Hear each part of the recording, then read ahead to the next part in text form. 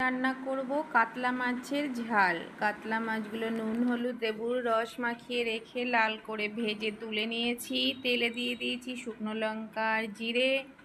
একটা মশলা বেটে নিয়েছি, জিরে ধনে পেঁয়াজ রসুন আদা একটু আমন্ড বাদাম দিয়ে দিলাম, হলুদ লবণ। এবার গ্যাস কমিয়ে আস্তে আস্তে কষিয়ে নেব। কষাটা যত ভালো হবে মাছের স্বাদটা ততই ভালো হবে।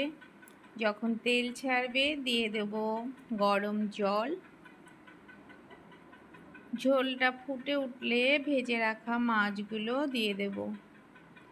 হালকা হাতে একটু নাড়াচাড়া করে নেব। 10 মিনিটের জন্য ঢাকা দিয়ে দেব। ঢাকনা তুলে আমি দিয়ে দেব 1 চামচ ঘি, নামমাত্র চিনি আর দিয়ে দেব 1 চামচ গরম মশলা। রেডি আমার দই কাতলা। তোমাদের কেমন লাগলো জানিও। আর যদি ভালো লাগে তাহলে লাইক শেয়ার কমেন্ট করো। আর তোমরাও এইভাবে রান্না করে খেয়ে দেখো। টাটা।